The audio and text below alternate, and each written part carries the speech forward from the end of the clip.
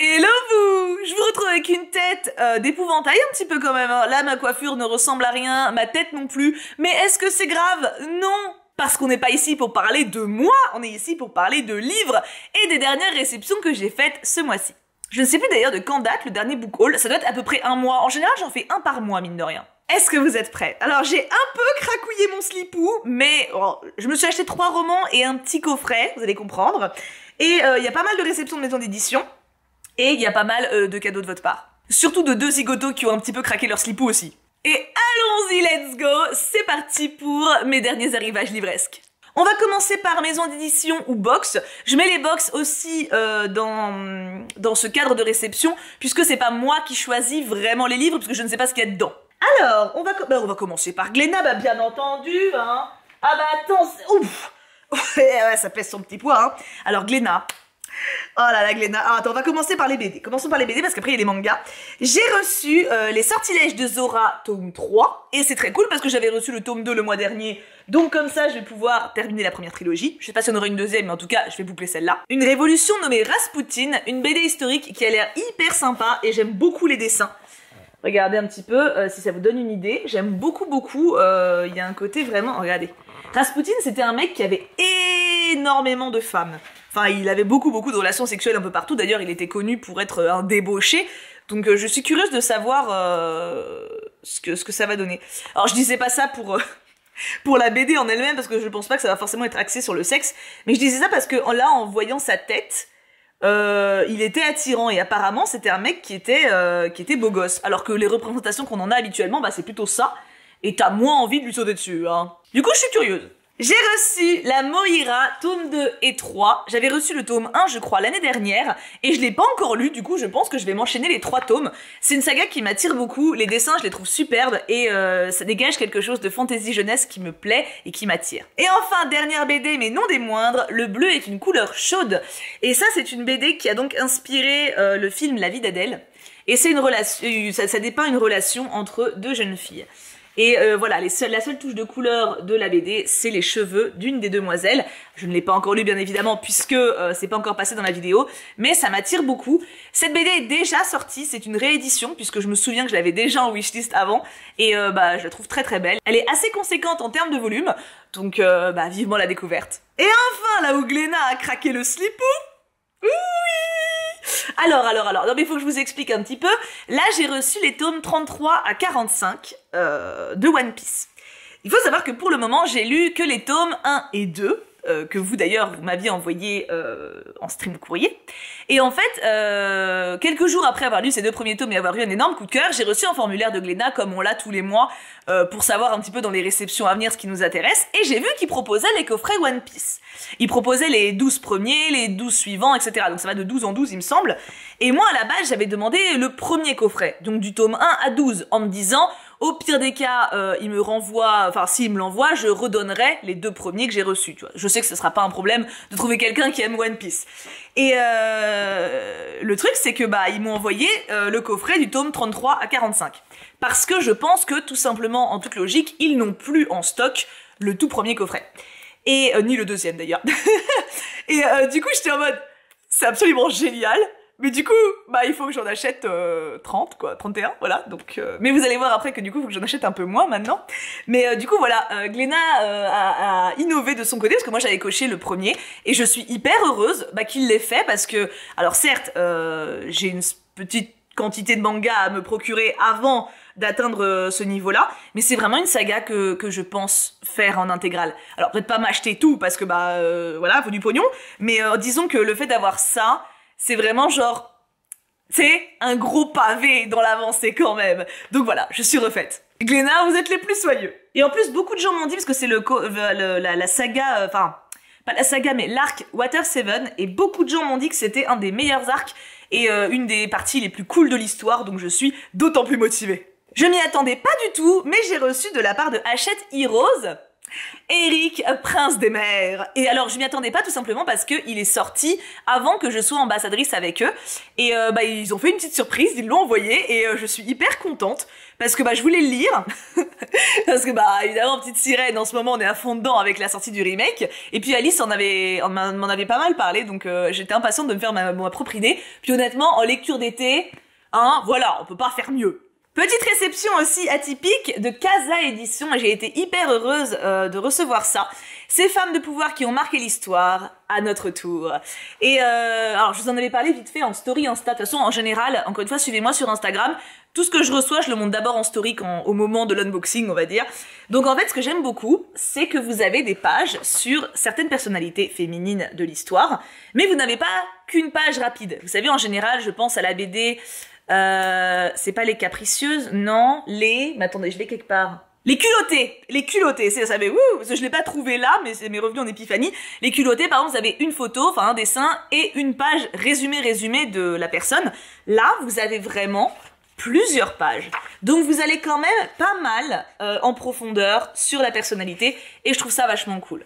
Parce que, non mais en vrai, après, je trouve ça super cool aussi les culottés, parce qu'après, on va se renseigner par nous-mêmes. Là, on va quand même un petit peu au-delà. Et on a des personnes qui sont encore moins connues que d'habitude et qui changent également au niveau des pays. Par exemple, là, on a Lily Wokalani qui vient de Hawaï. Et voilà, vous avez plein de personnes différentes. Frédégonde de Neustrie. Je ne connaissais pas du tout Frédégonde. On a Anne de Kiev, de Russe de Kiev et France. Et j'aime bien, tu vois, Anne de Bretagne, bon, celle-là pour le coup je la connaissais, Anne de Bretagne en France, Anne de Beaujeu en France, pareil, connais pas.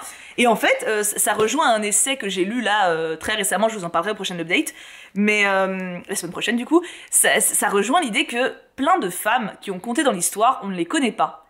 Et je trouve ça super cool de les faire enfin sortir de l'ombre. Et c'est bon pour À notre tour. Une nouvelle maison d'édition de BD qui m'a contactée et ça m'a fait extrêmement plaisir, c'est les éditions Jungle et ils m'ont contacté pour La Brigade des Cauchemars, donc tome 1 et 2.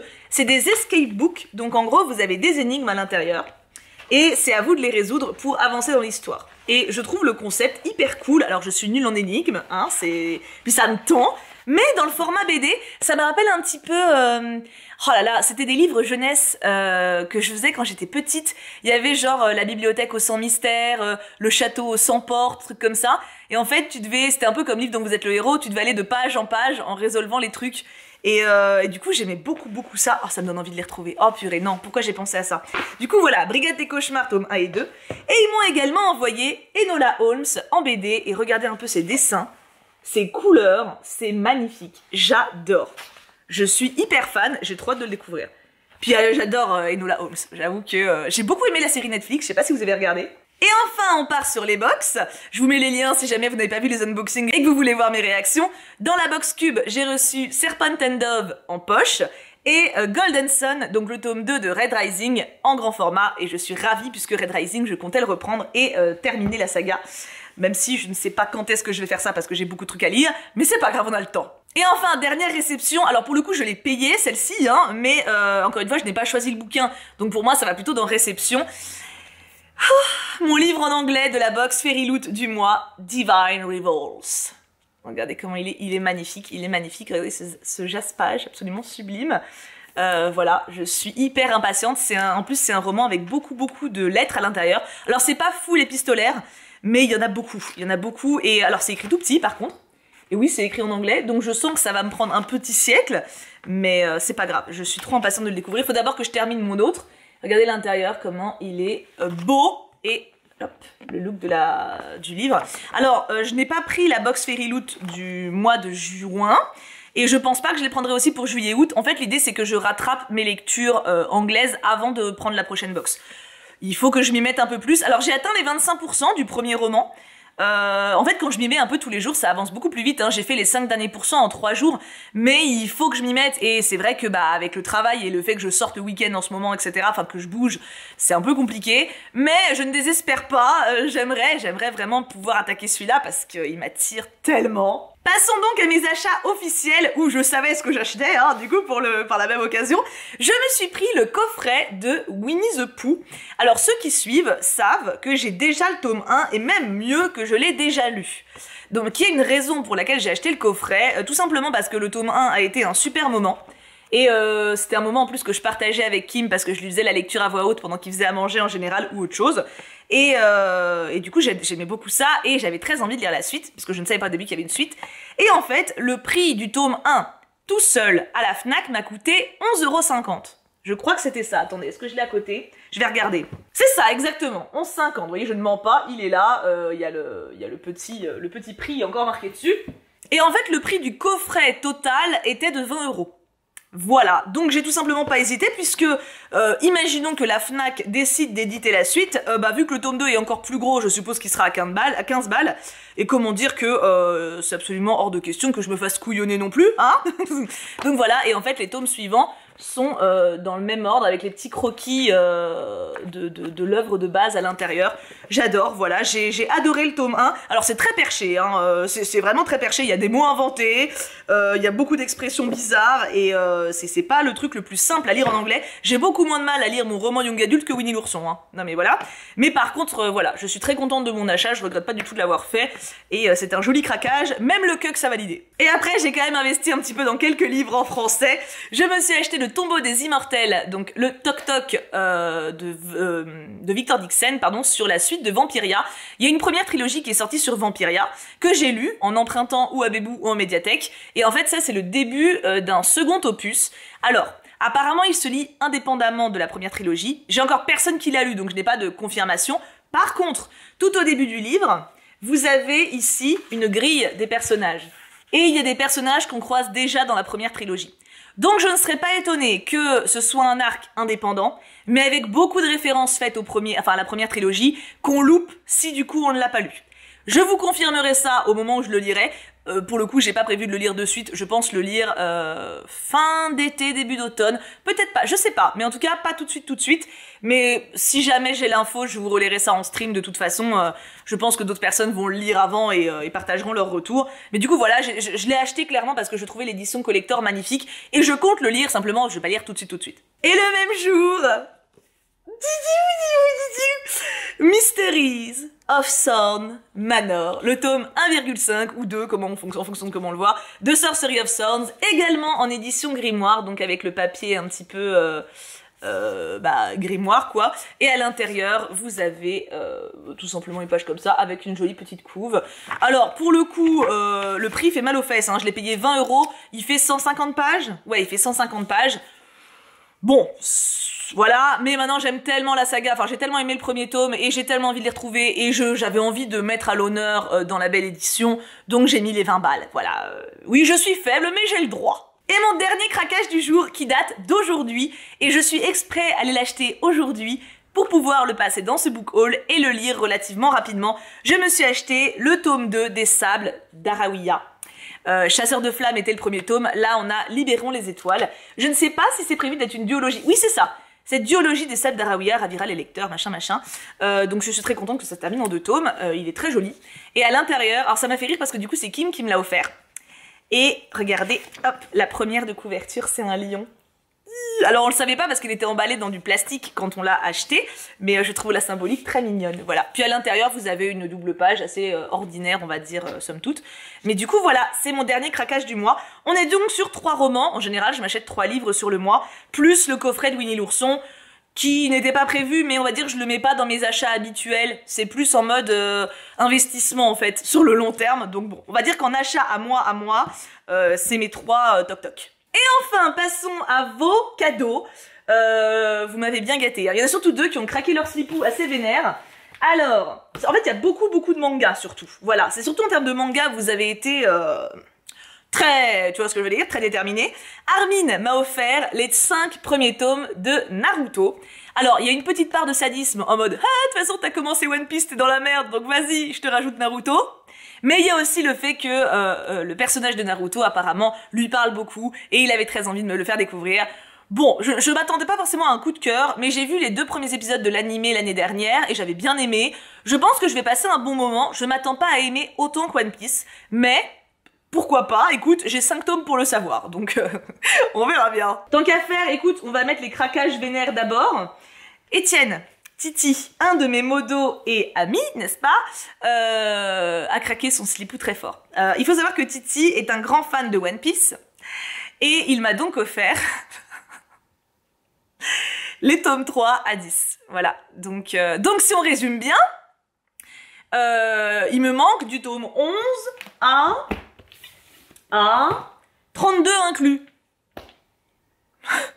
Ça va.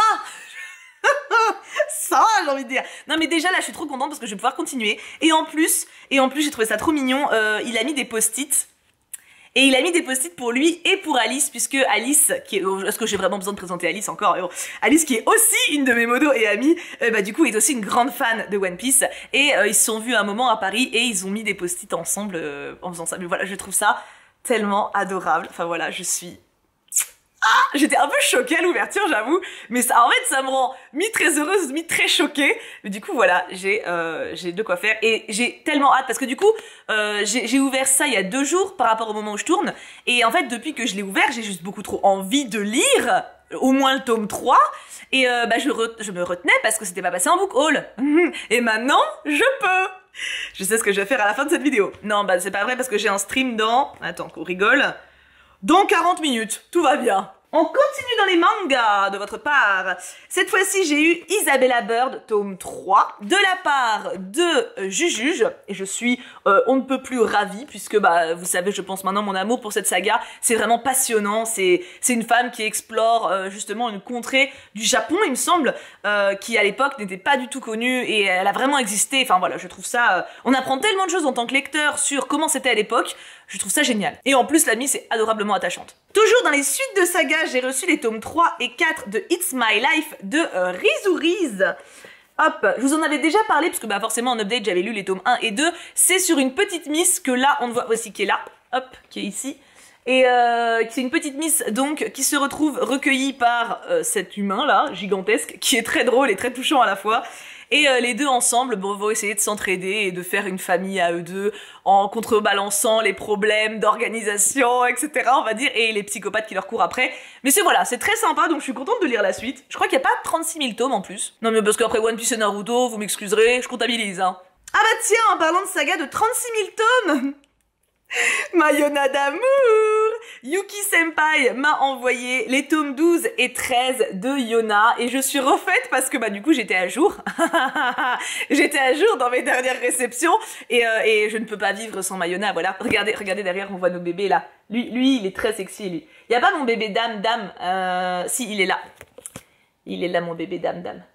Lui c'est amoureux, lui c'est plan cul, tu vois. Un petit peu. Et elle c'est amour de ma vie, voilà. Mais Yona c'est tellement bien, j'adore, voilà, je suis trop contente. Encore merci Yuki de m'avoir fait découvrir et de m'entretenir dans cette saga. Ah tiens, j'ai oublié une réception de Glénat que j'avais rangée avec les mangas. Glénat m'avait envoyé La sorcière aux champignons tome 4. Voilà, j'avais oublié avec Glénat au début. Je suis refaite, je crois que c'est le dernier tome et c'est une saga beaucoup trop mignonne, beaucoup trop adorable. J'ai beaucoup trop hâte. Et dernier manga de votre part, et cette fois-ci ça a été surprenant, de Samantha, le tome 10 des carnets de l'apothicaire. Alors j'en suis pas du tout au tome 10, hein. Je crois que j'ai lu les 4 premiers. Il me semble, un truc comme ça, ou le 5, mais en tout cas je suis dans le début, mais en fait elle m'a expliqué dans sa lettre qu'elle l'avait eu en double, et du coup, au lieu de rien faire du deuxième tome, elle me l'a offert, ça m'a fait extrêmement plaisir, parce que de toute façon il y a bien un moment où je vais y arriver au tome 10, donc c'est un peu comme mon One Piece en fait, quand c'est des sagas que je suis sûre de kiffer et d'aller jusqu'au bout, ou en tout cas d'avancer beaucoup, ça me fait très plaisir d'avoir des tomes d'avance. Ça peut être compliqué quand moi je dois en acheter, mais de toute façon avec Livre Addict, je note exactement ce que j'ai, donc normalement je me foire pas. Donc encore merci Samantha. Et en termes de livres à côté, puisque ça c'est vos cadeaux de manga, mais il y a également des romans, j'ai reçu de la part d'Antonin Iron Widow, voilà, qui d'ailleurs m'avait fait une lettre beaucoup trop drôle, où en fait il me remerciait de lui avoir fait découvrir Le Chant du Loup de Teiji Clown, et en fait il est aide-soignant et il racontait qu'il avait mis le livre il avait mis le récit en livre audio, et qu'en fait à un moment où il était avec son patient, c'est parti sur la scène de cul et il savait plus où se mettre. Et ça m'a fait mourir de rire. Et du coup, il est pas rancunier, il m'a offert ce très beau livre qui m'attire depuis longtemps. En remerciement, merci Antonin, tu es soyeux. De la part de Jujuge, toujours, j'ai reçu un sorcier noir et éternel que j'ai failli mettre dans ma box cube, parce qu'en fait, en gros, la box cube, tous les mois, je remplis un formulaire et je mets 5-6 livres de ma wishlist.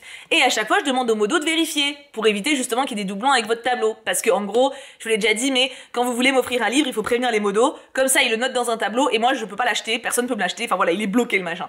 Et donc je remplis mon formulaire Cube et je leur demande de vérifier, et ils me disent, ah non, lui il faut que tu l'enlèves. Il est arrivé le lendemain. C'était vraiment genre le destin. Donc voilà, un sort si noir et éternel de Brigid Kemmerer. C'est une saga de fantasy que je veux lire depuis un moment. Je crois que c'est une trilogie. Et évidemment, je me réveille une fois que le 3e tome est sorti. Sinon, c'est pas drôle. Et toujours de Jujuge, la petite fille qui ne savait pas haïr. On est sur un témoignage d'une survivante de camp de concentration qui a été incarnée, n'importe quoi, aide-moi. Incarcérée dans les camps à l'âge de 3 ans, et elle a survécu, donc on a le récit. Ça s'annonce très compliqué comme lecture, très difficile, mais ça me fait très plaisir également de l'avoir, parce qu'apparemment c'est un très beau livre, plein d'espoir en même temps, et c'est des lectures qui sont difficiles. Je lisais beaucoup de livres de témoignages de camp quand j'étais plus jeune, beaucoup moins maintenant parce que je suis devenue beaucoup plus sensible, mais je pense qu'il va être un peu dans la même vibe que La voleuse de livres, des livres qui sont pas simples au niveau de la thématique, mais qui font du bien quand même au niveau du cœur. De la part de Titi, qu'il m'a offert avec ses 10 tomes de One Piece, enfin 10, ouais si, 7, oui, oh, bah c'est déjà, hein. Il m'a offert Rose et Massimo de Félix Radu, je ne sais pas, on va dire Radu. Alors c'est tout petit, c'est une mini pièce de théâtre, et en fait Félix, alors peut-être que sa tête vous dira quelque chose. Moi, je sais que je suis tombée déjà dessus plusieurs fois sur TikTok ou Instagram. C'est quelqu'un qui fait des chroniques où il... comment dire ça, où il écrit des textes, où il lit des textes qu'il a écrits lui-même du coup, et c'est quelque chose de très beau à chaque fois, de très pur au niveau des émotions. Et il a écrit une pièce de théâtre, et du coup Titi me l'a offert parce que c'est une lecture qui lui a fait beaucoup de bien, qui lui a beaucoup plu, donc bah il veut me la faire découvrir, et bah j'ai hâte. J'ai un peu peur du côté très lyrique, parce que pour avoir déjà écouté Félix je dis Félix, parce qu'il est jeune, donc il y a ce côté où je le vois un peu en camarade, c'est quelqu'un qui manie très bien les mots, mais autant à l'entendre, il y a l'émotion dans la voix, donc c'est palpable, autant à l'écrit, j'aurais une petite crainte de le trouver lyrique, mais peut-être pas du tout, je ne sais pas parce que je l'ai pas du tout lu, hein. En tout cas, je suis vraiment hyper impatiente de le découvrir, je pense que je l'aurais acheté de moi-même, parce que c'est un humain que je respecte et apprécie beaucoup pour ce que j'ai vu de lui, donc encore merci mon Titi. Il reste 2 cadeaux, dont un de Mimi d'amour, encore une de mes modos et amis, hein, on s'arrête plus, hein. Elle m'a offert le toc-toc du préquel de La passeuse de mots. C'est une saga qu'on aime beaucoup toutes les deux. Alors, elle l'aime encore plus que moi, hein. À ce niveau-là, ce n'est plus de l'amour, c'est de la rage. Et elle m'a mis des post-it partout. Est-ce que vous allez voir? Elle m'a mis des post-it partout. Je suis trop contente. J'ai beaucoup trop hâte de le lire. Et bah pareil, je voulais le lire depuis que je l'avais reçu, mais... il était dans le book haul, donc je ne pouvais pas. Et voilà, maintenant je vais pouvoir le lire. Encore merci ma Mimi. La passeuse de mots, saga merveilleuse, n'hésitez pas, foncez si ce n'est pas encore fait pour la découvrir. Et le dernier livre qui va passer dans la vidéo d'aujourd'hui, je l'ai pas mis en dernier pour rien. Le Petit Prince de Yuki Senpai également, qui n'a pas, ça suffit pas de m'offrir un livre ou deux, non, non, il en faut plein. C'est une réécriture jeunesse de la saga du Petit Prince. Alors quand je dis jeunesse, là on est vraiment sur un album pour enfants. Et alors autant il y a des éléments tirés du Petit Prince, autant il y a des éléments qui n'y sont pas du tout. Voilà. Et j'ai beaucoup trop hâte de le découvrir. Il est magnifique, je l'avais en wishlist depuis 1000 ans. En fait, en wishlist en général, alors j'ai beaucoup de romans, de mangas, je crois que j'ai plus de 400 trucs en wishlist, hein, donc c'est aussi une sorte de post-it, mais j'ai beaucoup de BD et albums jeunesse parce que bah c'est souvent gros, lourd, encombrant, cher, donc c'est des trucs en gros je me mets... Ok, si un jour j'ai l'occasion, que je le vois d'occasion, que je le trouve en médiathèque, etc., ça peut être, tu vois, ça peut être smart de m'en rappeler. Mais du coup, elle me l'a offert et je suis très heureuse parce qu'il est magnifique et que bah, le Petit Prince, c'est une petite part de mon cœur. Et c'est fini. Et c'était, oh ça va, c'était un peu long, mais pas trop non plus.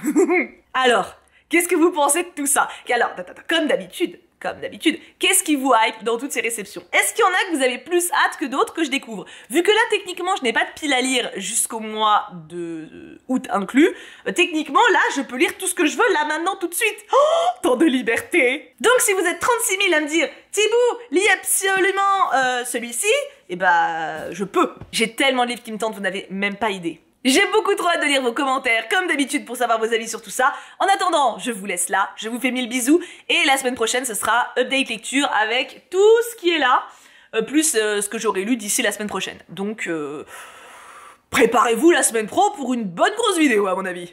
Mouah, bisous tout plein, je vous aime très fort.